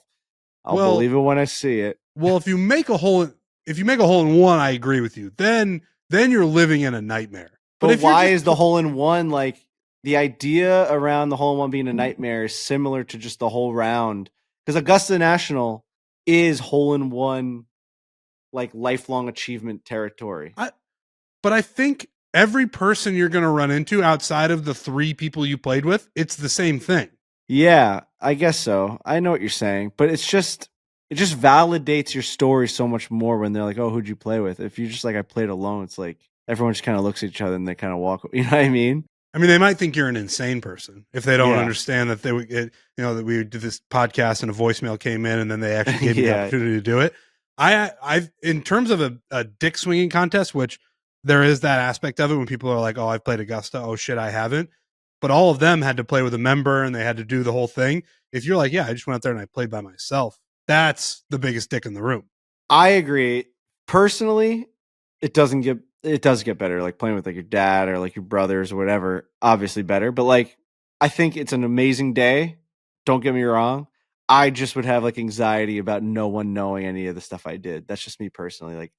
Like having to, you know what I mean? Like nobody on earth knew what I did out there, which sucks. No video, no nothing. I don't have the anxiety of that. I don't have that. I think a walk by yourself at Augusta National, that's a winner.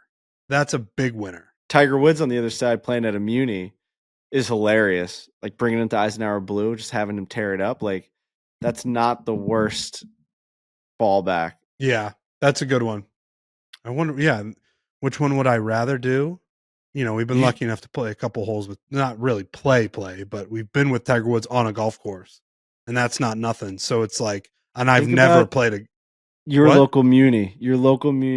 You're showing St. Andrews, baby. The St. Andrews in Cedar Rapids, Iowa. The real home of golf. And you're getting ready like you have your whole life. You park in the same parking spot. Everything looks unbelievably familiar to you. You go in the little hut to go get a ticket. Maybe you have to pay for balls, and it has those little coins that you got to throw in that one way, and the other way it doesn't fit. It's got those little ribbed in them, and all the balls come out and they're yellow, and you're going to go to this like concrete slab with freaking turf, fake turf, and all those green little dividers. It's just public golf, just a factory, minimal money being put into it. Eisenhower Blue. I could see it right now. You're there at St. Andrews of Cedar Rapids, Iowa, and that whole day is going so normal, except Tiger Woods is coming to meet you there and play and do and experience all that with you.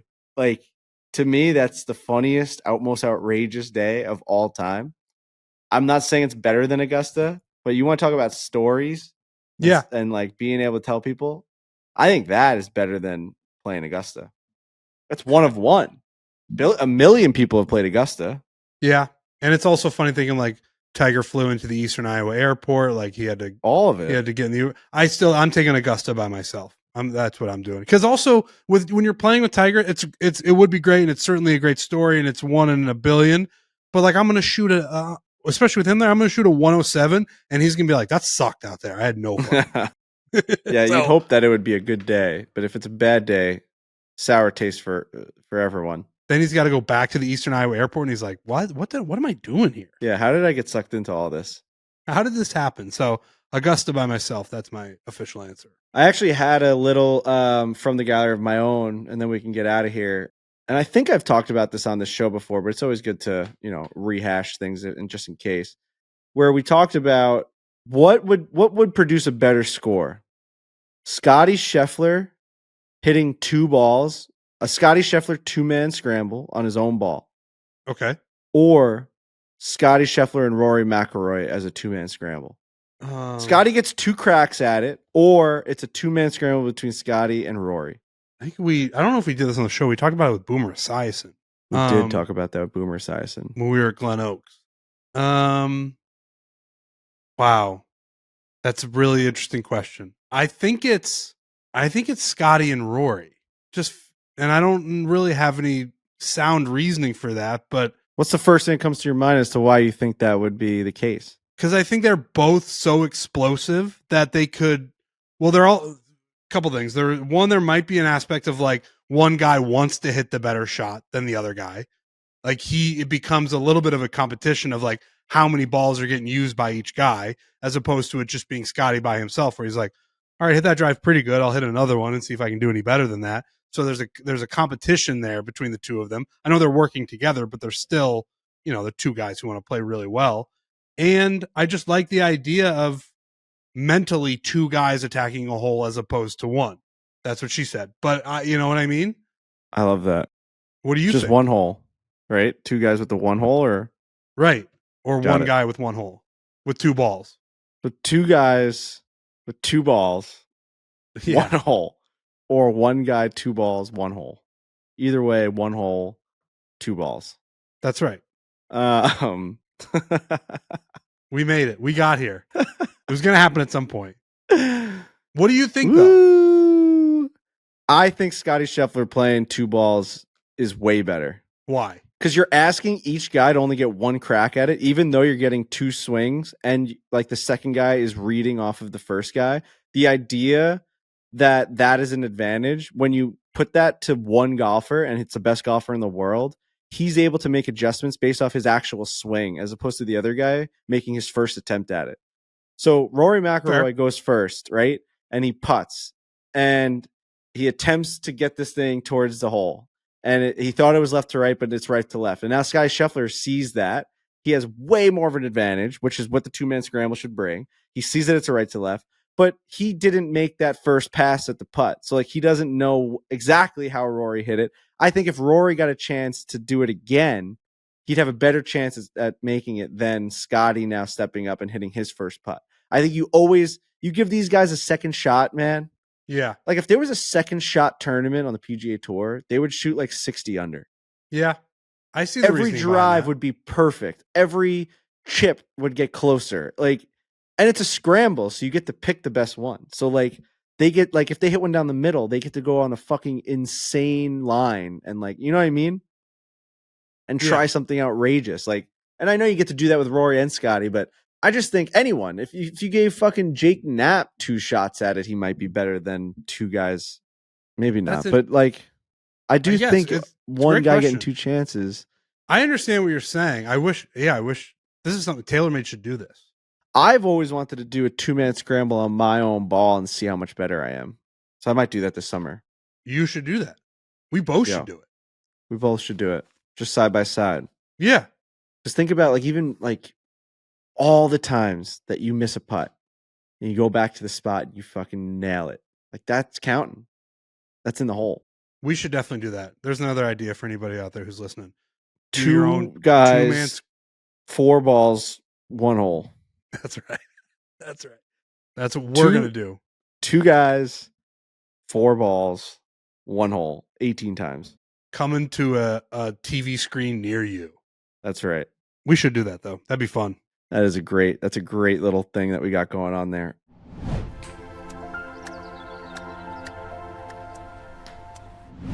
For us, golf is simple. It's a chance to get out and have some fun with our friends, but inevitably, little things have a way of ruining it. The group ahead of you is taking forever. You can't find the fairway with a map. Both these things happened to me this weekend, except we were the group taking forever, the group behind us, because they were screaming at us, even though they're our buddies. And I couldn't find the fairway if it had GPS attached to the golf ball that was only designated for the fairway. No matter what I did, I could not get that ball in the fairway. And the Bev cart, nowhere to be found. All these things can happen in golf. And when you find yourself stressing over golf like this, Fireball Whiskey is there to help. The Fireball 50 milliliter shooters are the perfect shot for the golf course. Sneak a bunch in your bag, and they are ready to go whenever you need them. Plus, there's no shot glass or chaser needed. Just crack it and knock it back. Fireball's iconic cinnamon flavor tastes fire and goes down easy, making it the ultimate crowd pleaser. Fireball is the birdie shot of golf and the number one shot in the United States. We always have Fireball on us, especially a trip like we just went on. Fireball is flowing at the masses. It's a river of cinnamon Fireball whiskey, and we absolutely love it. We would never do a trip without it. We would never do a round without it. We always have the 50-meter leader shooters in our bag, so make sure you go and check it out. They also have this new thing called the Fireball Birdie Shot Club, and it's literally a golf club filled with Fireball nips. Make sure you go and get it, and make sure you tweet at us when you do get it, and when you give it to your friends, and when you bring it to the golf course. It's the greatest thing ever. So make sure you go grab yourself the new Fireball Birdie Shot Club, literally a golf club filled with Fireball nips. Fireball. A new era in golf gaming has arrived. PGA Tour 2K25 is now available. It's been a long wait, but well worth the wait. I cannot tell you how much fun this game is. They have upped the ante in every single aspect of the game. The graphics are so great. The way that the societies flow, the fact that they're all platforms, they're cross-platform. So whether you're on PC, PlayStation, or Xbox, you're all playing in the same society. We've partnered up with our friends at 2K to offer you PGA Tour 2K25 Barstool themed apparel for your My Player. Yeah. This is all you got to do is you got to go to pgatour.2k.com/2k25/partner-barstool/ or click the link in our description to claim your free in-game items. Barstool apparel rewards are available for you for free in PGA Tour 2K25. Buy PGA Tour 2K25 and create your My Player to equip the Barstool apparel. They look amazing. All of our shirts, we've got the Tiger crew neck, the Tiger swing crew neck in there. We've got a bunch of our like legitimate t-shirts that like we sell on the website are all just on in that store. And you can equip your player with them. They look so good. The way that it falls on the body, it's great. So make sure you check out the full range of Barstool apparel in PGA Tour 2K25 within the PGA Tour Superstore. The actual PGA Tour Superstore is in the video game. It's actually really cool. So I've been playing the week leading up to it. We are obviously on the road right now. I set up a Barstool Golf Society event at Pebble Beach. I hope that went off and running. I have not seen any of the statistics yet. I hope everyone is joining that society, and I hope everyone is playing Butters Bay, which is mine and Crazy Canucks golf course that we built with our hands and blood, sweat, and tears in the last game. It's now in 2K25, so make sure you go check that out. Actually, Canuck messaged me. He goes, man, Butters Bay is really showing its age, because I guess there's so many new things you can do with the designer and you can really make it look better. But I said we got to keep it to what the original layout was. It's a historical golf course. It might even become a historical landmark at some point. So connect your 2K account for free Barstool apparel in 2K PGA Tour 2K25.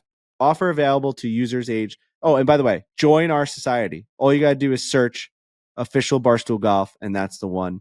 Make sure you join, because being number one in our society will mean a lot of cool things for you. So this offer is available to users age 13 plus until May 14th, 2025. Requires PGA Tour 2K25 internet connection and a full 2K account. Rewards will be available to claim from the main menu until June 14th, 2025. Unclaimed rewards will be forfeited. Terms apply.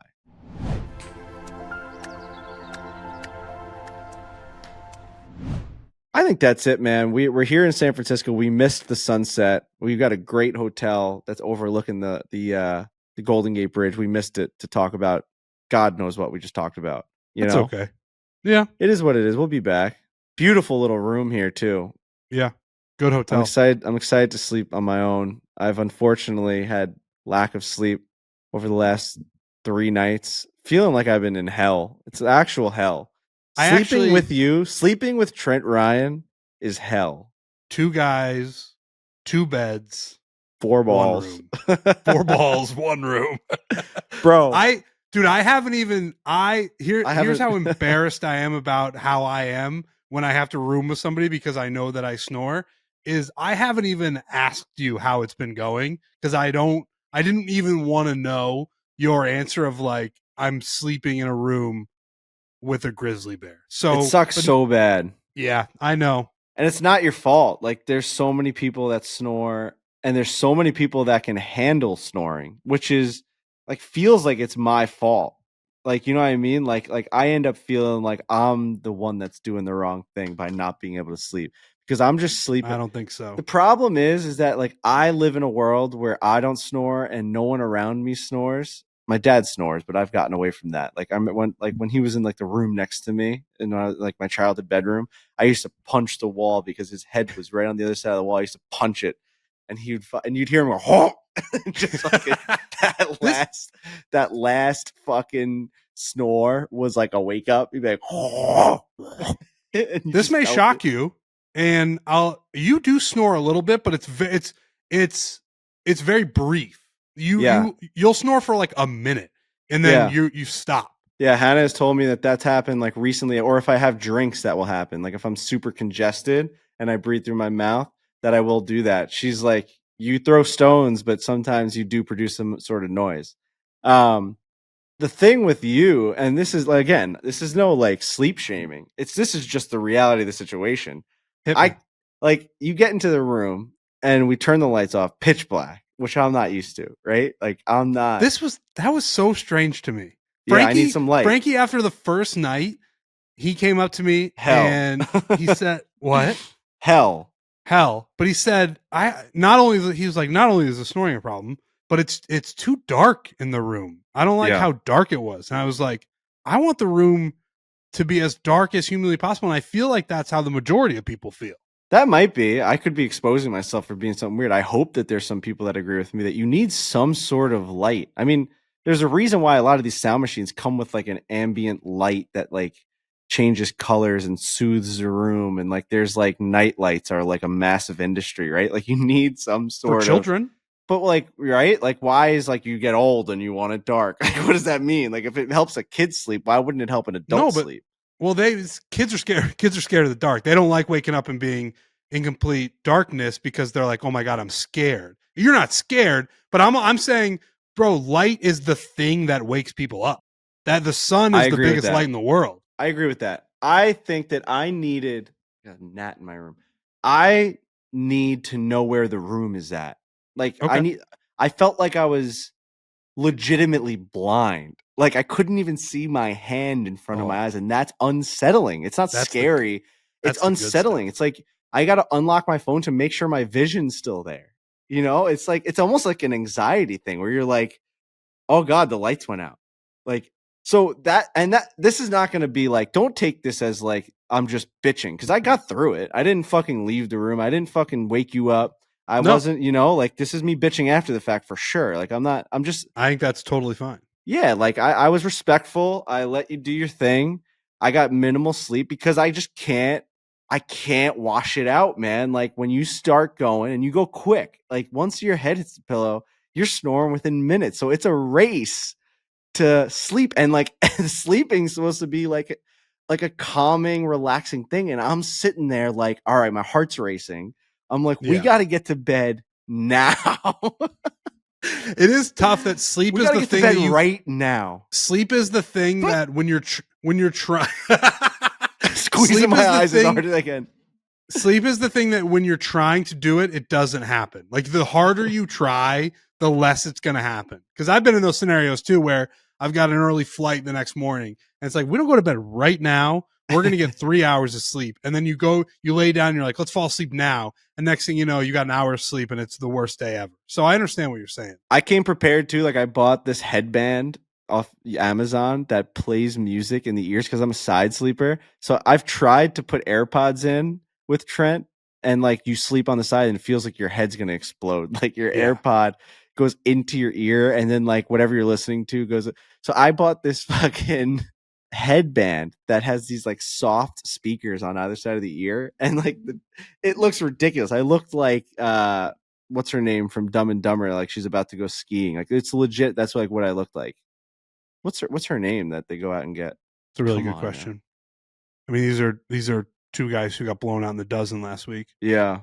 Anyway, I looked ridiculous, and it has a little blue light that was hitting the ceiling that I was very self-conscious about, also that you never noticed. But and I tried to like listen to first I tried to listen to just like a Harry Potter audiobook, to try and put me to sleep. And you were just overpowering the shit of that. So then I'm like trying to listen to white noise in my earlobes. And it's like, at some point I said to myself, like, this is the most unnatural way for me to try and go to bed. I'm like sleeping in a pitch black room, which I'm not used to. And I've got chaos in my ears. It's not going to happen tonight. We're not going to sleep. Like, eventually I end up passing out of exhaustion. But just like good old fashioned exhaustion. Eventually, like, just being horizontal and so tired, your body just shuts off. Right. But it's not. It wasn't at my own. It wasn't at my own will. Like, I didn't. Like, I didn't turn it off.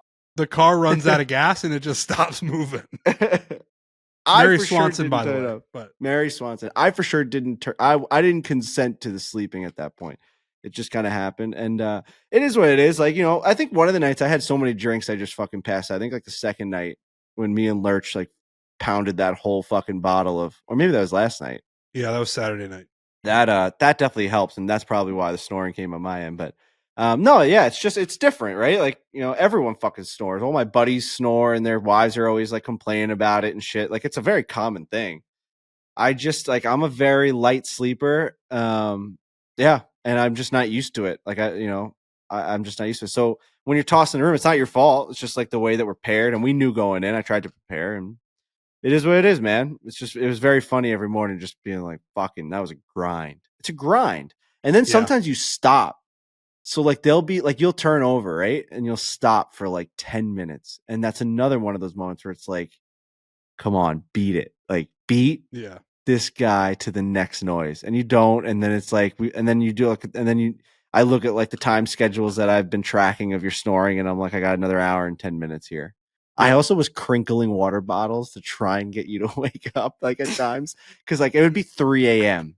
Yeah. And I'd be just like in the fucking thick of it. And I would drink water and like aggressively, like I wouldn't try and be disrespectful, but like if I grabbed the water bottle, I wasn't afraid for it to make a crinkle. Like, the plastic would definitely start to like, it go, and I'd like drink it and I'd like cough like after it. I think those things are within bounds with a guy snoring. Yeah. I mean, listen, we've been doing this. Oh, my seat just fell back.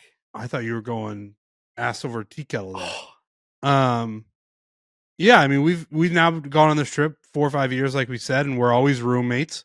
And yeah, at some point, I probably just got to get my own room at some point, because you can't sleep. I texted my wife. I said, I sleep well for 362 days of the year, and I'm okay with that. It's a good number. It's a good number. It's a good ratio. Just every March, for some reason, you get put in the room with a grizzly bear and you just can't sleep. Next year, I'm just tweeting out just a picture of the pitch black room. This is March. You know what I mean? Like, this is my March. The Ides of March. Alex, what about you? You like a pitch black room or no? Yeah, I thought that was here and there. Well, but Frankie, you were also saying that you guys fall asleep with the TV on, which I don't think is that uncommon. But also, to me, with that, like, that much light hitting me, I can't do any of that, man. I really can't. I don't sleep with like the lights on. I sleep with like the TV on, or if there's no TV in a hotel room, like, I would keep like the bathroom light on around the corner, just so you can see like the corners of the room, so that like if you're on your phone or if you wake up, you're like, for me, it's not so disorienting where everything's pitch black. It's so, I don't know. Some people, maybe it's like claustrophobia or something. Like, I just need to see where I'm at. So that was just a little bit. And yeah, my wife was always, she slept in pitch black, and then she met me, and like, I go to sleep watching The Office every single night. I used to go to bed watching the New York Yankees World Series tapes. I watched the 1999 World Series tape like 1,000 times. That's just how I grew up, and like, just that little noise in the background. Like, or I remember once, because obviously, like, before Netflix and all these things, like, you would watch a DVD to go to sleep. So on like PlayStation 1 or PlayStation 2 could play DVDs, and so I remember like certain DVDs would have like outrageous menu music.